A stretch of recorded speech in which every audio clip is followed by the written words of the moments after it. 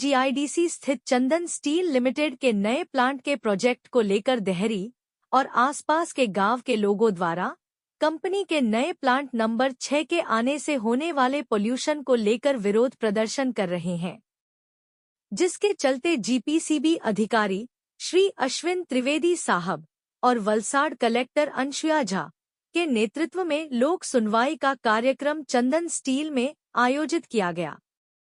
चंदन steel limited के plant की वजह से आसपास के विस्तार में काफी आवाज प्रदूषण, हवा प्रदूषण और पानी के स्रोत खराब होने की लोक चर्चा हो रही थी।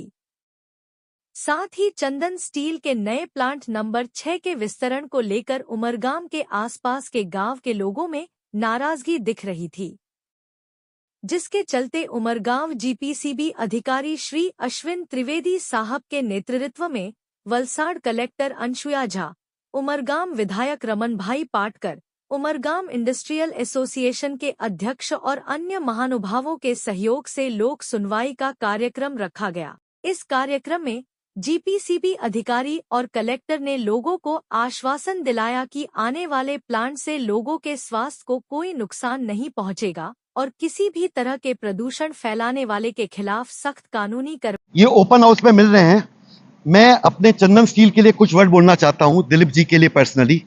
ये इनकी तीसरी पीढ़ी है जो उमरगांव के विकास में, जिन्होंने 3 पीढ़ियों से उमरगांव का विकास किया है और इन्होंने सब धार्मिक कार्य में हर जगह उमरगांव के विकास में बढ़ चढ़ के हिस्सा लिया है। आज जो यूआई का हॉस्पिटल बन रहा है, ये one of the major donors हैं। तो ये कंपनी ऐसी कंपनी है जो अपनी बिजनेस के अलावा अपनी सामाजिक जिम्मेदारियों को बहुत अच्छी तरह से जानता है।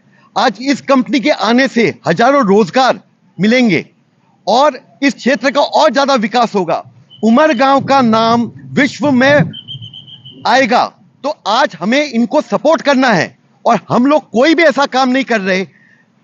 परिवार है उमरगांव का, इंडस्ट्री और यहाँ के रहने वाले लोग, हम लोग एक परिवार हैं। मिल के साथ काम करना है। उनको कोई तकलीफ देने का हमारा कोई इरादा नहीं है। हम उनको ये आश्वस्त करना चाहते हैं, हम उनका पूरा ध्यान रखेंगे। आप हमको जितना सपोर्ट करोगे उमरगांव का उतना ज्यादा विकास होगा।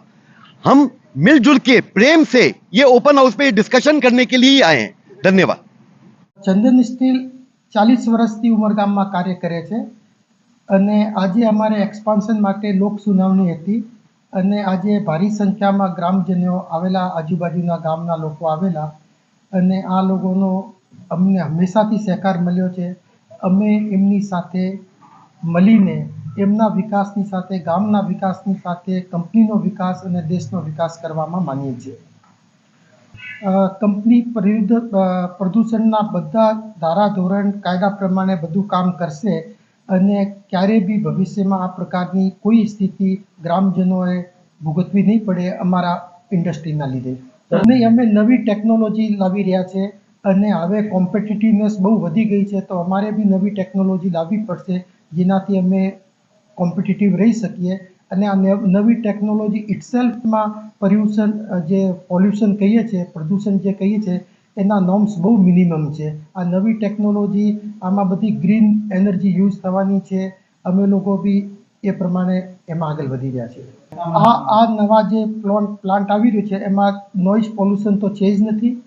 આમાં જે કંઈ બી છે, અને જે તમે પાણીની વાત કરો છો, આ અમે લોકો ઝીરો ડિસ્ચાર્જ પોલિસીમાં જ હંમેશા, અત્યારે બી ઝીરો ડિસ્ચાર્જમાં ચાલીએ છીએ, આગળ બી ઝીરો ડિસ્ચાર્જમાં ચાલશું। જે બી પાણી અમે વાપરીએ છીએ એનું સાયકલિંગ, રિસાયકલિંગ અને ફાઇનલી એનું કોઈ બી યુઝમાં, એટલે કે ઘર વપરાશ યા ઓફિસના વપરાશમાં એને વાપરીને પૂરું કરશું। આ પ્રદૂષણ નિવારવા માટે અમારે 12 કરોડ રૂપિયાનું બજેટ છે આખા નવા પ્રોજેક્ટમાં। લોક સુનાવણી હતી, પબ્લિક ગેધરિંગ હતું। આ સુનાવણીમાં અત્રે આ જે એક્સપાન્શન છે એનાથી એફેક્ટેડ જે આજુબાજુના વિલેજીસ છે એના એનજીઓ સહિત ગામના લોકો પણ હાજર હતા। બધાએ પોતાની લેખિત રજૂઆત પણ આપી છે। સુનાવણીમાં સારી એવી ચર્ચા પણ થઈ છે। લોકોનો મેજર ઇસ્યુ એ છે કે સ્ટીલ કંપનીમાં મોડી રાત્રે જે કામ થાય જેનાથી લોકોને નોઇઝ પોલ્યુશનના કારણે રાતની ઊંઘ પ્રોપર થતી નથી। આ એક મેજર ઇસ્યુ દેખાય છે, જેના કારણે કંપનીને પણ અત્રેથી જીપીસીબી દ્વારા સ્ટ્રિક્ટ સૂચના મળશે કે રાત્રિના સમયે એવો કોઈ નોઇઝ પોલ્યુશન રાતના 11થી સવારના 4-5 વાગ્યા સુધી ન થાય તે એમને એન્શ્યોર કરવાનું રહેશે. સાથે સાથે પબ્લિકની એક ડિમાન્ડ એવી છે કે અહીંયા એર પોલ્યુશન થાય છે, જેના કારણે એઝ પર નોર્મ્સ આ લોકોની ચીમની જે હાઇટ ઉપર લેવાની હોય એમને એન્શ્યોર કરવાનું રહેશે. બીજું, ગામતળમાં જે પાણી છે એનું વધારે વપરાશ કરવાની એ લોકોની રજૂઆત હતી, પરંતુ વધુ વપરાશ જ્યારે સ્ટીલ કંપની છે ત્યારે એ લોકો રિસાયકલ કરવાની રજૂઆત કરી છે કે જે પાણી અમે વાપરવાના છે રિસાયકલ કરીને પુનઃ યુઝ કરવાના છે, અને દરેક ઇન્ડસ્ટ્રી કરતી હોય છે, પર એન્શ્યોર કરવાની જવાબદારી જીપીસીબી છે અને એના ઓફિસરોને બાધ્ય કર્યા છે. આજની ચર્ચામાં એક ફલસ્વરૂપ એ પણ આવ્યું કે જે દરિયામાં પ્લાસ્ટિકનો કે એવો કોઈ અન્ય લોકોનો વેસ્ટ જતો હોય જેના કારણે થઈને માછીમારી જે લોકો કરે છે એમની માછલીઓને તકલીફ થાય છે ને એમની જાળમાં પ્લાસ્ટિક આવે છે. એ તો નાગરિક તરીકે દરેકની ફરજ છે કે આ પ્રકારનું કોઈ પ્લાસ્ટિક દરિયામાં વેસ્ટ તરીકે નાખવું જોઈએ નહીં. ઇવન કંપનીએ તો બિલકુલ નહીં, કંપની તરફથી એવો કોઈ વેસ્ટ જતો નથી, પરંતુ તમામને સૂચિત કરું છું કે દરિયાનું પોલ્યુશન પણ થવું ન જોઈએ, પ્લાસ્ટિક વેસ્ટ તો બિલકુલ ના જવું જોઈએ, જેથી આપણી દરિયાઈ સંપત્તિને કોઈ નુકસાન ના થાય. સાથે સાથે અત્યારે એક રજૂઆત એ પણ હતી કે આજુબાજુના જે ગામો છે કે જેમને CSR ફંડમાંથી સમાન પ્રકારે દરેક ગામના વિકાસ માટે કંપનીએ નાણાં આપવા જોઈએ, અને એના માટે આપણે એન્શ્યોર કરીશું કે દરેક ગામના સરપંચશ્રી તરફથી એમના ગામમાં કયા કામોની જરૂર છે એનું લિસ્ટ कलेक्टर तरीके समाचार वलसाड डिजिटल चैनल को सब्सक्राइब और शेयर करके बेल आइकॉन को प्रेस करें। धन्यवाद।